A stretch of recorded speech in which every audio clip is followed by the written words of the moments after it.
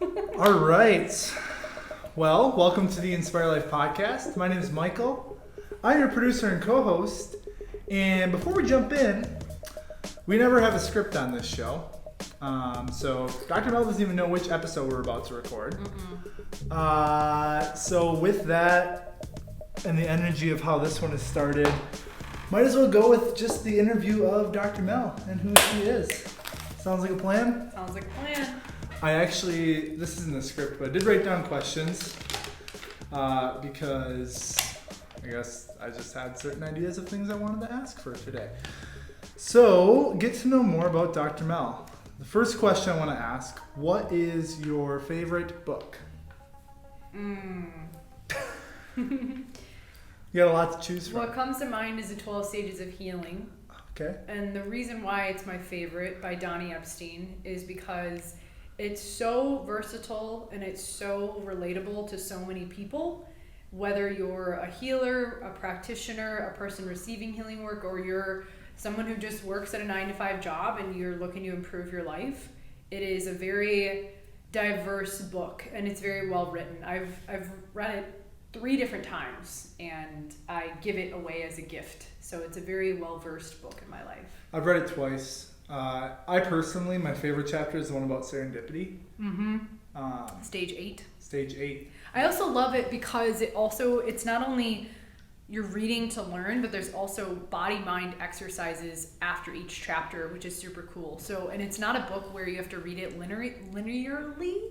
Is that a word? In a line. In a line, yes. But you can open up a chapter and just receive benefit from that, which is sometimes how my brain works. I think what you mentioned too is that it's a well-written book. You know, it's easier to read a book if it's well-written, but he uses a lot of great examples of real-life things that we experience. Talk about what stage of healing we're in. And he refers to your favorite author. Yeah. Paramahansa Yogananda. Yep. So a good book. I also recommend reading it if you haven't. Any other books that you want to throw in there? Oh gosh. No. That could be a big tangent. Sounds good. Well, building off of this, another question that I had, not linear on my sheet of questions. Who are some of your most important and influential mentors, teachers, guides, people who have helped you become Dr. Mel? I'm going to start with people who I know personally. The first one that comes to mind is Dr. Lona Cook. So if you're listening, Dr. Lona. I met Dr. Lona in the Phoenix airport. Yes. Only time I've ever met her. I know she's active on social media, and I wonder if she would listen to this podcast, perhaps. I bet share she it with would. her. She really opened my eyes in school to the philosophy of chiropractic and that we are more than just physical beings, that there's energy involved. And I was able to be her intern for a couple of months, all the way out in Wisconsin, which was awesome. And she let me stay at her house. And she actually really introduced me to the work of Abraham Hicks, which is all about the law of attraction. So definitely Dr. Lona. And of course, Dr. Sean Dill and Dr. Lacey Book, who are both of our mentors. Rock On, Black Diamond Club. Rep it. We should have something branded on our bodies. I'll just call my black shirt Black Diamond Club. Same. Tangent on that, my husband Ben will quote Sean saying that recognition feeds the soul. Nice. So that's a Sean Dill quote. But honestly, you know, they are also my business partners because I've created a program for entrepreneurs with them. And Lacey has been my coach since I opened Inspire Life. And I would not be where I am today in a business sense and in a wealth stance if it wasn't for them. Yeah. And I think Michael would agree to that. Absolutely. Just with me starting my business, I mean, I don't coach with them like individually as a private client, but just being able to be a part of their group and witness you and what you've done with Inspire Life and just, you know, recognizing all the important pieces of it. Mirror, mirror, bitch. Sean, that one's for Sean. I fully agree with that. They're also mentors of mine. Anyone else that comes to mind when it comes to mentors, teachers? Yeah. I mean, it's easy to say like Tony Robbins, and Donnie Epstein is Tony Robbins' chiropractor, and I've been personally trained and adjusted by Donnie, which will blow your frickin' mind. His son Danny Knowles and his wife Rochelle Knowles, Brian T. Lum, I love you so much. He's like my practitioner crush, but he's also a network chiropractor who really just saw me in my bigness and fed into that. I actually traveled across the country and visited him. So those are some of the people in my life who I still look up to, I still follow, I still do their programs, but it's my goal this year, within the next 2 years, to go to a Tony Robbins because he's awesome. So. All right, some big names, a lot And of the energy universe. there, and the universe. Yeah, and I think it's the way that you operate and run your business, but also the way that you show up as a practitioner. Clearly, there's been a lot of influence and a lot of people who have helped you show up in those capacities in two different roles, but the same thing. Does that make sense? That have helped you be successful? Well, and you right? too. You're a mentor in different ways. Nice. And mom and dad. You too, the band, like Bono? No, Just you, kidding. Michael.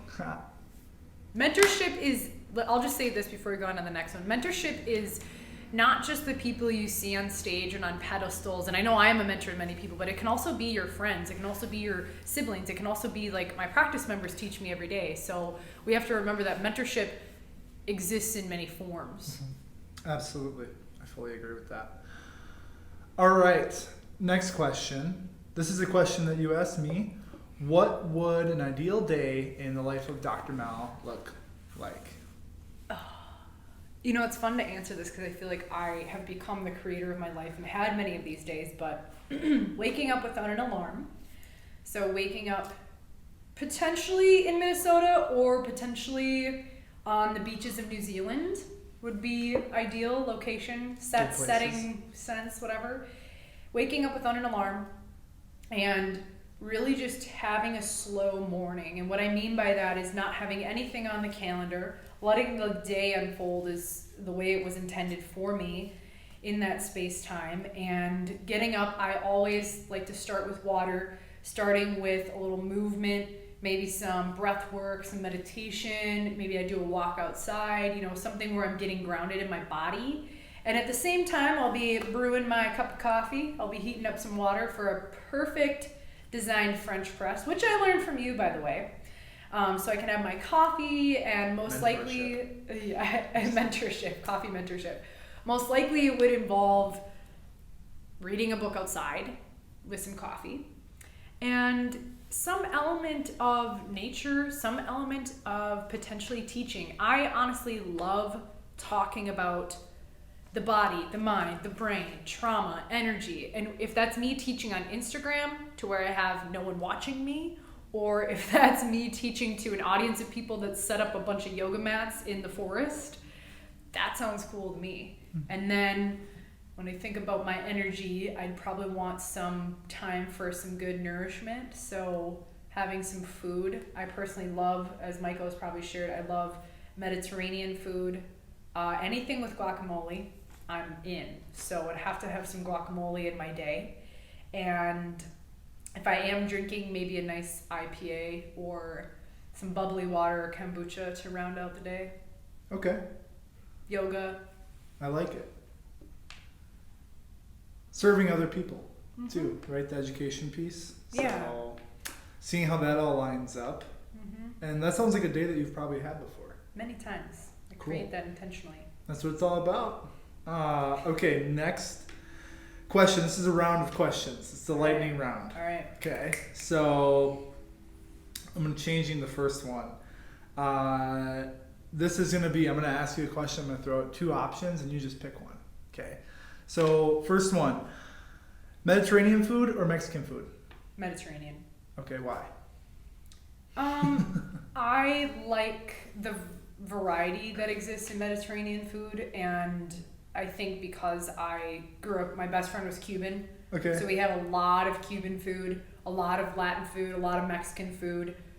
It seems just my default so much. Chipotle? Yes. That was why, so initially I was going to ask this question. I was going to say Indian or Mediterranean food. Oh, well then I would say Indian. Really? Yes. Oh, okay. Because you said Mediterranean earlier, so Right. I just assumed that maybe. Right.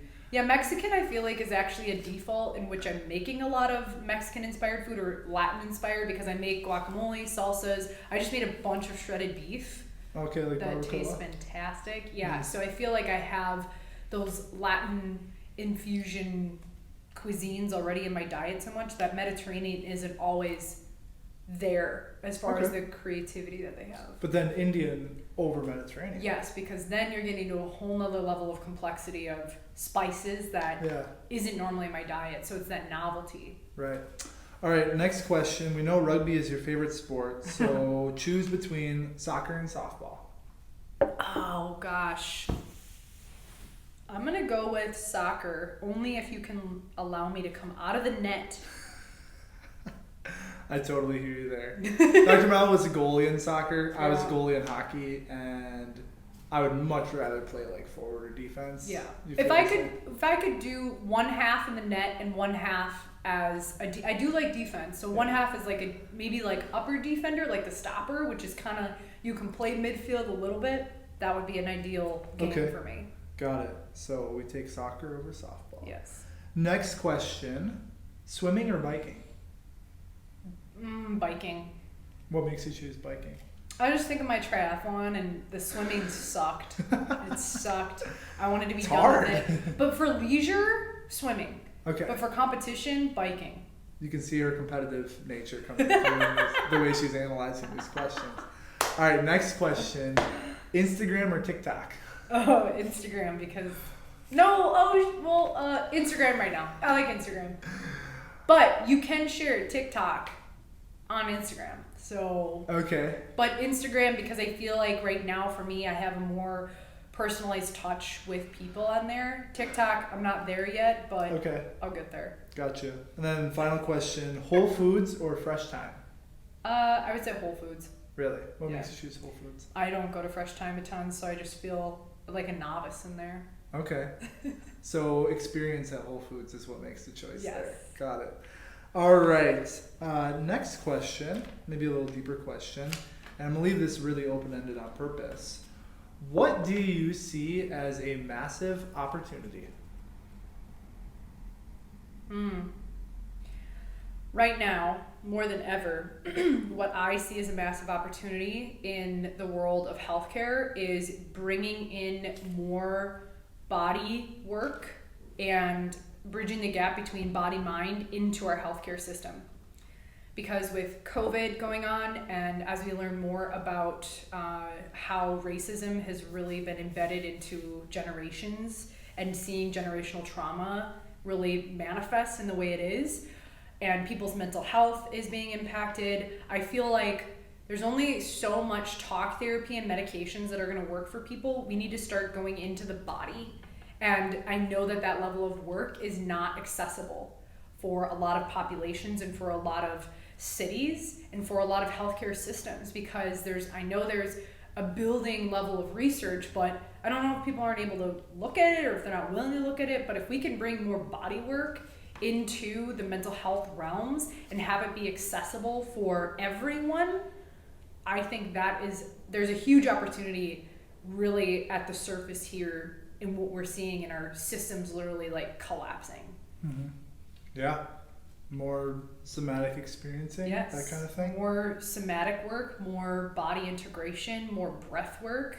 Because cognition, like the coaching that you do and doing therapy is amazing. I mean, I see a therapist and I've done a lot of cognitive work, and your brain can only deal with so much of that. A lot of the trauma, generational trauma, is in the DNA and it's in our body. And we need to start looking at that. And a lot of it is expensive. I mean, in order to work with me, it's not super cheap. And insurance doesn't recognize that. So I think with the healthcare system the way it is and the economy and everything is being dismantled, there's such a grand opportunity for practitioners like myself or like you to come in and be like, look, how do we make this more mainstream? How does this level of healthcare become primary and not automatically defaulting to 6-minute doctor visits and saying, oh, just take this pill? You know, I had a client the other day, obviously HIPAA, saying, oh, I'm dealing with depression, and someone in their life was like, why don't you just take medication? It's like, why is that our default? What if this person is just having an experience right now where they need to work through these emotions and work through it in their body and learn how to become more internally resourceful and not just rely on an external system to numb out? Internal And TED Talk. power. Got it. I had 2 more questions. You kind of got into this maybe, but the next question is also very open-ended. What's your vision? That is my vision, is to create a world where every man, woman, child, however you identify, has access to holistic care and being able to find a sense of trust within their body mind, that they feel empowered, they feel powerful, they feel that they have strategies in their life every day where they feel confident. They don't have to worry and get lost in a system where it's telling them they're broken and they can never heal. My vision would be that a world that is aligned and connected from the inside out, and in turn, when you are aligned and connected from the inside out, you have energy, you have resourcefulness, you are able to go out into the world and make political changes, make economic changes, make changes higher up in your companies. You know, I'm not as active in that world, but I believe that the people that I see that are, when they're aligned and they're leaders in their life, they go out and make a ripple effect and making it more accessible, right? Like, I've dreamed of having a sweet ass like freaking bus or something that I could just travel around the globe and be like, yo, I'm in this city today and this is the cost of adjustments. Let's make it reasonable to whatever the economy, wherever the economy is at, wherever that city is at, and let's go. And also not just being like the white savior complex, because I've been there and done mission work. I'm getting riled up, as you can tell. But how do we teach people with the resources that they have, or giving them some level of inner resourcefulness to like start to do this on their own? Because meditation is free, breath work is free, everything that I teach is free. Like, how do we get people to have that be their default and not, oh, I just need to numb out? Yeah, let's create a system where people are empowered and find internal resourcefulness to address whatever they're going through. Yeah. I like it. Final question. Get fired up. If you've listened to the podcast before, you've heard this question. She's fired up. What is the one thing that you would leave our listeners with today?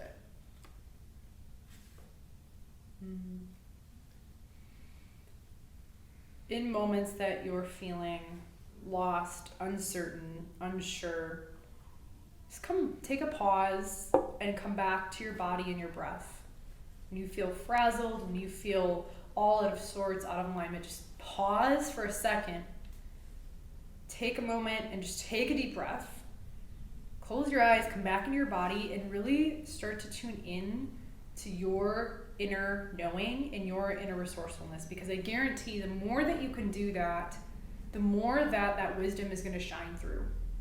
And know that if you're feeling lost and you want a guide in that, I am always here to support you in however, whenever I can.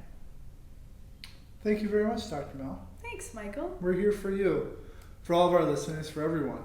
I thank you for bringing a lot of light to this world, a lot of joy, not only to your practice members, but your community and to the spaces that you are a part of. And there's a lot going on and things to address right now, but slowly but surely we'll get there. Because behind all of your hard work and all of your, I see the hours that you put in and the passion that you have for this. What you have that I know our world has a lot of, but could use more of, is the attention and the belief and the will to get those things done.